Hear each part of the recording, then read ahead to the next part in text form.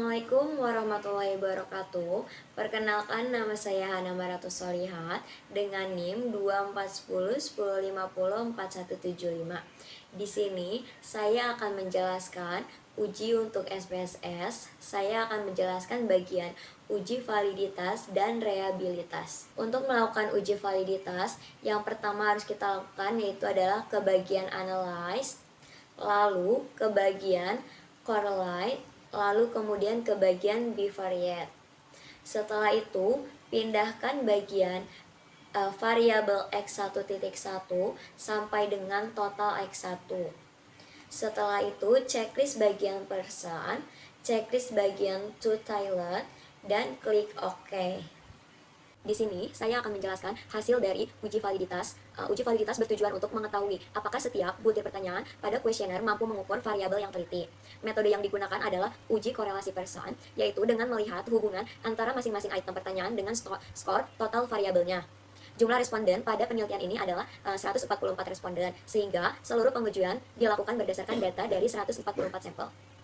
Kriteria pengambilan keputusan adalah apabila nilai R hitungannya lebih besar dari R table dan nilai signifikan kurang dari 0,05, maka item dinyatakan valid ya. Kita akan melihat variabel X1. Nilai korelasi setiap item terhadap skor total untuk X1.1 yaitu sebesar 0,821, untuk variabel X1.2 sebesar 0,780, variabel X1.3 sebesar 0,71, X1.4 sebesar 0,752, X1.5 sebesar 0,755. Selain itu, seluruh nilai signifikan sebesar 0,00 yang berarti lebih kecil dari 0,05 ya. Karena seluruh nilai korelasi lebih besar dari R table dan nilai signifikan kurang dari 0,05, maka dapat disimpulkan bahwa seluruh item pada variabel X1 dinyatakan valid ya. Selanjutnya, lakukan juga pada bagian X2.1 sampai dengan total X2. Centang person to toilet, lalu klik OK. Selanjutnya, kita akan melihat variabel X2. Nilai korelasi masing-masing item yaitu X2.1 0,687, X2.2 0,8110, X2.3 0,765, X2.4 0,819, X2.5 0,580, X2.6 0,498. Seluruh nilai signifikan juga sebesar 0,00 sehingga nilainya lebih kecil dari 0,05. Dengan demikian, seluruh indikator variabel X2 memenuhi kriteria validitas dan dapat digunakan pada analisis selanjutnya. Dan lakukan juga pada Y1 sampai dengan total Y-nya ya. Checklist person to toilet, lalu klik OK. Selanjutnya, kita akan melihat variabel Y. Nilai korelasi masing-masing item yaitu Y1 sebesar 0,749, Y2 sebesar 0,759, Y3 sebesar 0,683, Y4 sebesar 0,727, Y5 sebesar 0,844. Seluruh nilai signifikan sebesar 0,00 sehingga lebih kecil dari 0,05. Karena seluruh nilai korelasi lebih besar dari R table sehingga nilainya signifikan kurang dari 0,05, maka seluruh item variabel Y dinyatakan valid. Berdasarkan hasil uji validitas yang telah dilakukan, seluruh item pertanyaan pada variabel X1, X2, dan Y memiliki nilai korelasi yang memenuhi kriteria validitas, serta nilai signifikan di bawah 0,05. Oleh karena itu, dapat disimpulkan bahwa seluruh butir pertanyaan pada kuesioner dinyatakan valid dan layak digunakan untuk analisis selanjutnya. Selanjutnya, saya akan menjelaskan uji untuk reliabilitas. Yang pertama dilakukan untuk melakukan ujinya yaitu kita ke bagian analis, kemudian ke bagian scale, lalu ke bagian reliabilitas analisis. Masukkan variabel X1 sampai dengan X1.5. Lalu kemudian ke bagian model, pilih alpha. Selanjutnya klik OK. Selanjutnya saya akan menjelaskan hasil dari uji reliabilitas. Uji reliabilitas bertujuan untuk mengetahui apakah instrumen penelitian atau kuesioner memiliki tingkat konsistensi yang baik. Metode yang digunakan adalah Cross-Batch alpha. Kriteria pengambilan keputusan yaitu apabila nilai Cross-Batch alpha lebih besar dari 0,60, maka instrumen dinyatakan reliable atau konsisten. Pada pengujian ini, datanya ada 144 responden. Kita akan melihat pada variabel yang pertama yaitu variabel X1. Berdasarkan tabel reliability statistik, diperoleh nilai cross-batch alpha sebesar 0,826 dengan jumlah item sebanyak 5. Karena nilai 0,826 lebih besar dari 0,60, dapat disimpulkan bahwa seluruh indikator pada variabel X1 dinyatakan reliable. Artinya, setiap butir pertanyaan pada variabel X1 memiliki tingkat konsistensi yang baik dan layak digunakan dalam penelitian. Lakukan juga untuk X2 sampai dengan X2.6. Pilih model untuk alfa, lalu klik OK. Selanjutnya kita akan melihat pada variabel X2. Berdasarkan nilai crossbench alfa sebesar 0,793 dengan jumlah item sebanyak 6, karena nilai 0,793 lebih besar dari 0,60, maka dapat disimpulkan bahwa item pada variabel X2 juga dinyatakan reliable. Hal ini menunjukkan bahwa instrumen pada variabel X2 memiliki konsistensi yang baik. Lakukan juga untuk Y1 sampai dengan Y5. Modelnya alfa, lalu klik OK. Selanjutnya kita akan melihat pada variabel Y. Berdasarkan tabel reliability statistik, nilai crossbench alpha sebesar 0,804 dengan jumlah item sebanyak 5. Karena nilai 0,804 lebih besar dari 0,60, maka seluruh indikator pada variabel Y dinyatakan reliable. Artinya, item-item pertanyaan pada variabel Y mampu memberikan hasil pengukuran yang konsistensi. Kesimpulannya yaitu berdasarkan hasil uji reliabilitas yang telah dilakukan, diperoleh nilai crossbench alpha untuk variabel X1 sebesar 0,826, variabel X2 sebesar 0,793, variabel Y sebesar 0,804. Seluruh nilai tersebut lebih besar dari 0,60, sehingga dapat disimpulkan bahwa seluruh instrumen penelitian dinyatakan reliable atau memiliki tingkat konsistensi yang baik. Dengan demikian, kuesioner yang digunakan layak untuk dilanjutkan untuk ke tahap analisis berikutnya. Assalamualaikum warahmatullahi wabarakatuh. Perkenalkan, nama saya Sri Nurul Fauziah dengan NIM 241010503891. Di sini saya akan menjelaskan tentang uji normalitas. Pertama, kita ke variabel analis, lalu ke regression, kemudian ke linear. Lalu kita masukin total Y ke dependent dan total X1 ke independen, total X2 juga ke independen. Kemudian pencet save, lalu kita pencet unstandard, lalu continue, lalu OK, muncul seperti ini. Lalu kita ke variabel analis lagi, kita pencet non parametric test, kemudian kita pencet regresi dialog, kemudian kita pencet sample, kemudian kita taruh unstandard-nya ke test variabel. Lalu kita pencet OK, muncul sampelnya seperti ini. Pertama, kita lihat tabel variabel insert atau removed. Di sini terlihat variabel yang dimasukkan ke dalam penelitian, yaitu total X1 dan total X2, sedangkan variabel terikatnya adalah total Y. Metode yang digunakan adalah enter, artinya semua variabel langsung dimasukkan ke dalam model regresi secara bersamaan. Selanjutnya, model summary. Nilai R sebesar 634 menunjukkan hubungan antara variabel X dan X2 dengan Y cukup kuat. Kemudian nilai R² 402, artinya X1 dan X2 mampu menjelaskan variabel Y sebesar 40,2%. Sedangkan sisanya dijelaskan oleh faktor lain di luar penelitian. Untuk adjusted R²-nya 394 atau 39,4%. Lalu STD-nya sebesar 2,165 menunjukkan tingkat kesalahan prediksi model. Berikutnya tabel ANOVA. Tabel ini digunakan untuk melihat apakah model regresi layak digunakan atau tidak. Nilai F yang diperoleh sebesar 47,459 dengan nilai signifikasi 0,000. Karena nilai signifikasinya lebih kecil dari 0,05, maka model regresi ini layak digunakan dan variabel X1 serta X2 secara bersama-sama berpengaruh terhadap variabel Y. Selanjutnya, koefisien. Nilai konstan atau konstan sebesar 5,937. Kemudian untuk variabel X1 memiliki signifikasi 0,0006 yang lebih kecil dari 0,05, sehingga X1 berpengaruh signifikan terhadap Y. Sedangkan variabel X2 memiliki nilai signifikasi 0,000 yang juga lebih kecil dari 0,05, sehingga X2 juga berpengaruh signifikan terhadap Y.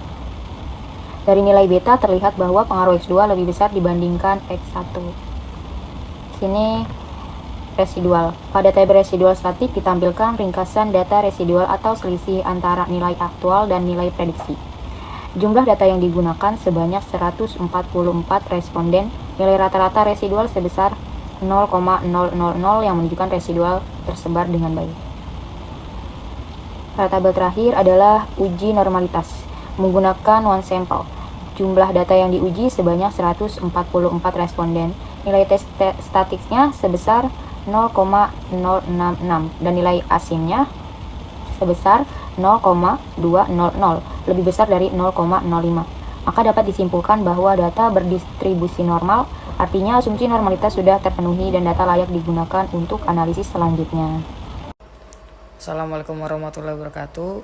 Perkenalkan, nama saya Carolina Viviane Vandari. Pada video kali ini saya akan menjelaskan hasil analisis, korelasi, dan determinasi parsial serta berganda menggunakan aplikasi SPSS. Pertama saya akan menjelaskan hasil korelasi parsial, yaitu hubungan masing-masing variabel. Variabel bebas terhadap variabel terikat. Output yang digunakan adalah table correlation. Hubungan X1 terhadap Y. Pada table correlation terlihat bahwa nilai Pearson correlation antara total X1 dengan total Y adalah 0,519 dengan nilai signifikan sebesar 0,000. Karena nilai signifikasi 0,000 lebih kecil dari 0,05, maka hubungan antara X1 dan Y dinyatakan signifikan. Nilai korelasi sebesar 0,519 berada pada rentang 0,40 sampai 0,599, sehingga dapat disimpulkan bahwa hubungan antara X1 dan Y termasuk kategori sedang dan positif. Artinya semakin tinggi nilai X1, maka nilai Y juga cenderung meningkat. Hubungan X2 terhadap Y selanjutnya, total X2 dengan total Y memiliki nilai Pearson correlation sebesar 0,608 dengan nilai signifikasi sebesar 0,000, sehingga nilai signifikasi lebih kecil dari 0,5, maka hubungan antara X2 dan Y juga signifikan. Nilai korelasi 0,608 berada pada rentang 0,60 sampai 0,799, sehingga termasuk kategori kuat dan positif. Artinya semakin tinggi nilai X2, maka nilai Y juga semakin meningkat. Koefisien determinasi parsial. Koefisien determinasi dihitung menggunakan rumus KD sama dengan R pangkat 2 kali 100% determinasi X1 terhadap Y. Nilai korelasi X1 terhadap Y adalah 0,5119. Maka 0,5119 pangkat 2 kali 100% sama dengan 26,94%. Artinya variabel X1 mampu menjelaskan perubahan pada variabel Y sebesar 2694, sedangkan 7306% dipengaruhi oleh faktor lain di luar penelitian. Determinasi X2 terhadap Y. Nilai korelasi X2 terhadap Y adalah 0,608, sehingga 0,608 pangkat 2 kali 100% sama dengan 36,97%. Artinya variabel X2 mampu menjelaskan perubahan pada variabel Y sebesar 36,97%, sedangkan 63,03% dipengaruhi oleh variabel lain. Analisis korelasi berganda. Selanjutnya saya menjelaskan korelasi berganda. Output yang digunakan adalah model Sumari. Pada tabel tersebut diperoleh nilai R sebesar 0,634. Nilai tersebut berada pada rentang 0,60 sampai 0,799, sehingga hubungan antara variabel X1 dan X2 secara bersama-sama terhadap Y termasuk kategori kuat dan positif. Artinya jika variabel X1 dan X2 meningkat secara bersama-sama, maka variabel Y juga cenderung meningkat. Selanjutnya ada koefisien determinasi berganda. Masih pada tabel model Sumari diperoleh nilai R square sebesar 0,402. Artinya variabel X1 dan X2 secara bersama-sama mampu menjelaskan perubahan variabel Y sebesar 40,2%. Sedangkan sisanya yaitu 59,8% dipengaruhi oleh faktor lain yang tidak diteliti dalam penelitian ini. Kesimpulannya, berdasarkan hasil analisis yang telah dilakukan dapat disimpulkan bahwa variabel X1 memiliki hubungan positif dan signifikan terhadap variabel Y dengan nilai korelasi sebesar 0,519 yang termasuk kategori sedang. Lalu ada variabel X2 memiliki hubungan positif dan signifikan terhadap variabel Y dengan nilai korelasi sebesar 0,608 yang termasuk kategori kuat. Secara bersama-sama X1 dan X2 memiliki hubungan yang kuat terhadap Y dengan nilai korelasi berganda sebesar 0,634. Nilai R square sebesar 0,402 menunjukkan bahwa 402% atau 40,2% variasi pada variabel Y dapat dijelaskan oleh X1 dan X2, sedangkan 59,8% sisanya dipengaruhi oleh faktor dan di luar penelitian. Sekian penjelasan dari saya. Terima kasih. Wassalamualaikum warahmatullahi wabarakatuh.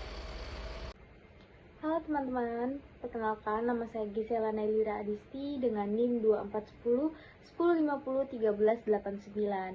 Pada video kali ini saya akan menjelaskan tentang hasil analisis regresi linear sederhana dan uji hipotesis atau uji T menggunakan aplikasi SPSS. Pertama-tama kita klik kolom analis, kemudian kita klik regression. dan kita klik linear. Jika tampilan sudah seperti ini, kita ganti dependennya dengan total Y. Kita masukkan ke dependen, dan total X1 kita masukkan ke independen. Lalu, jika sudah seperti ini, kita klik OK.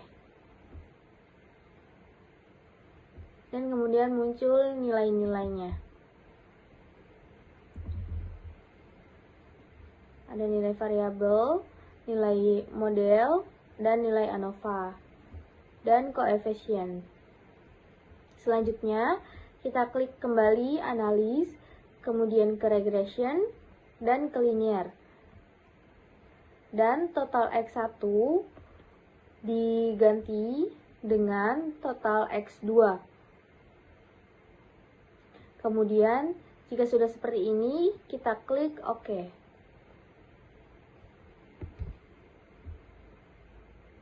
Dan sudah keluar hasil-hasilnya.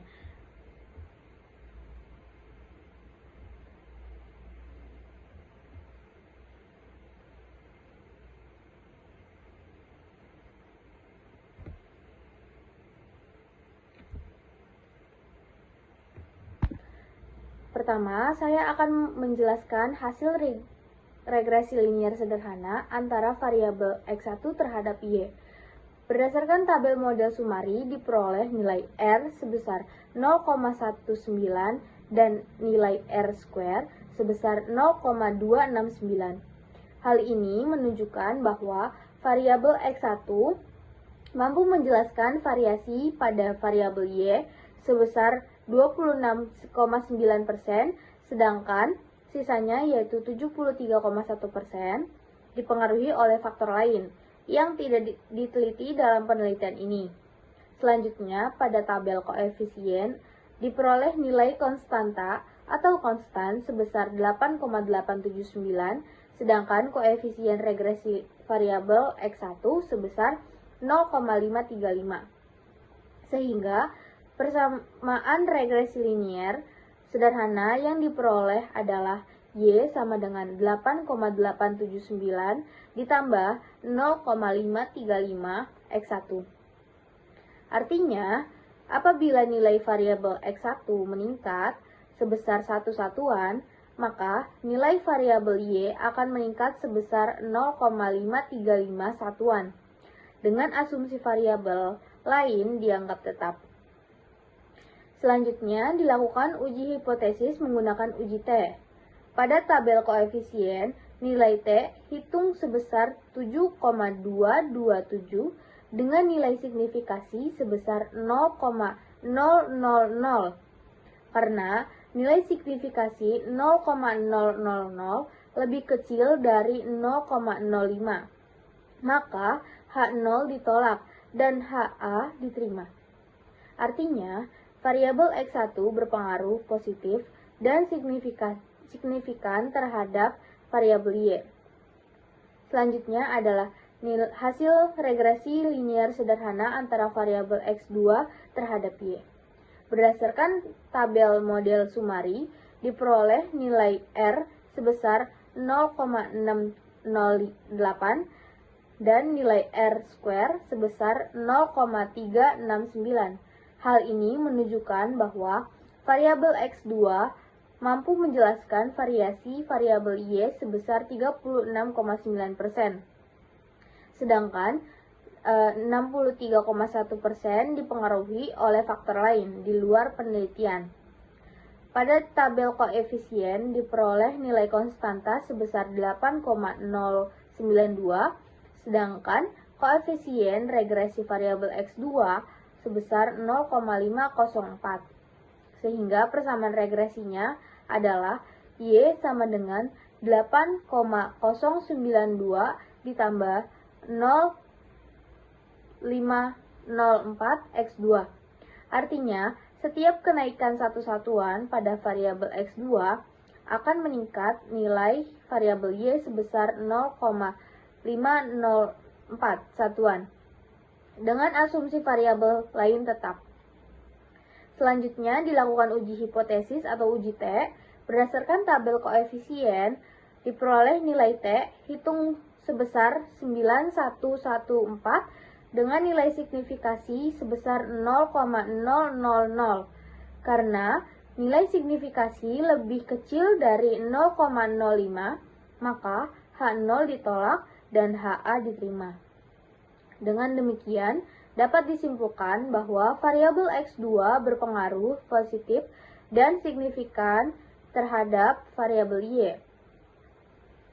Kesimpulannya, berdasarkan hasil analis regresi linear sederhana dan uji T, dapat disimpulkan bahwa baik variabel X1 maupun X2 masing-masing memiliki pengaruh positif dan signifikan terhadap variabel Y. Hal ini dibuktikan dengan nilai signifikan kedua variabel sebesar 0,000 yang lebih kecil dari 0,05. Selain itu, koefisien regresi pada kedua variabel bernilai positif, sehingga menunjukkan bahwa semakin tinggi nilai X1 maupun X2, maka nilai Y juga cenderung meningkat. Saya akan menjelaskan untuk uji regresi berganda dan hipotesis uji F. Yang pertama, untuk dilakukan ujinya, kita pertama ke menu analis, kemudian ke menu regression, lalu ke linear. Untuk bagian dependen, masukkan total Y. Untuk bagian independen, masukkan total X1 dan total X2. Lalu klik OK. Selanjutnya saya akan menjelaskan hasil dari uji analisis regresi berganda dan uji hipotesis F-nya ya. Analisis regresi berganda digunakan untuk mengetahui apakah variabel independen, yaitu X1 dan X2, secara bersama-sama berpengaruh terhadap variabel dependen, yaitu Y. Sedangkan uji F digunakan untuk mengetahui apakah pengaruh dua variabel tersebut signifikan secara simultan atau bersama-sama. Pertama, kita akan melihat pada model summary-nya. Berdasarkan nilai yang diperoleh pada R sebesar 0,634. Nilai ini menunjukkan bahwa hubungan antara variabel X1 dan X2 secara bersama-sama dengan variabel Y berada pada kategori kuat. Selanjutnya diperoleh nilai R² sebesar 0,402 atau 40,2%, yang artinya variabel X1 dan X2 secara bersama-sama mampu menjelaskan perubahan pada variabel Y sebesar 40,2%, sedangkan sisanya yaitu 59,8% dipengaruhi oleh faktor lain yang tidak kita teliti dalam penelitian ini. Persamaan regresi berganda. Kita akan melihat pada tabel koefisien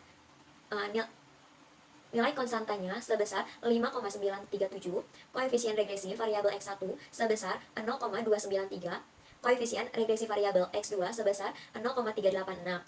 Sehingga diperoleh persamaan regresi linear berganda yaitu Y sama dengan 5,937 ditambah 0,239 untuk variabel X1 ditambah 0,386 untuk variabel X2. Yang artinya, apabila variabel X1 meningkat satu satuan, maka variabel Y akan meningkat sebesar 0,239 satuan dengan asumsi variabel X2 tetap. Sedangkan apabila variabel X2 meningkat satu satuan, maka variabel Y akan meningkat sebesar 0,386 satuan dengan asumsi variabel X1-nya tetap. Karena kedua koefisien regresi bernilai positif, maka dapat diartikan bahwa peningkatan pada variabel X1 maupun X2 akan diikuti oleh peningkatan pada variabel Y. Selanjutnya, kita akan menjelaskan untuk uji hipotesis uji F. Pengujian ini bertujuan untuk mengetahui apakah variabel X1 dan X2 secara bersama-sama berpengaruh terhadap variabel Y. Berdasarkan tabel ANOVA, diperoleh nilai F, hitungan besar 47,459 dengan nilai signifikan sebesar 0,000. Kriteria untuk pengambilan keputusannya, jika nilai signifikan lebih kecil dari 0,05, maka HO ditolak dan HA diterima. Sebaliknya, jika nilai signifikan lebih besar dari 0,05, maka HO-nya diterima. Karena nilai signifikan pada penelitian ini adalah 0,000, yang berarti lebih kecil dari 0,05, maka HO ditolak dan HA diterima. Dengan demikian, dapat saya simpulkan bahwa variabel X1 dan X2 secara simultan atau bersama-sama berpengaruh positif dan signifikan terhadap Y. Berdasarkan hasil analisis regresi berganda dan uji F, dapat kita simpulkan bahwa variabel X1 dan X2 secara bersama-sama memiliki pengaruh yang signifikan terhadap Y. Hal ini dibuktikan dengan nilai F hitungan besar 47,459 dengan signifikan 0,000 yang lebih kecil dari 0,05. Selain itu, nilai R-square sebesar 0,402 menunjukkan bahwa kedua variabel independen mampu menjelaskan variabel dependen sebesar 40,2%, sedangkan 59,8% dipengaruhi oleh faktor lain di luar penelitian. Sekian yang dapat kita jelaskan. Terima kasih untuk yang sudah mendengarkan penjelasan dari kami.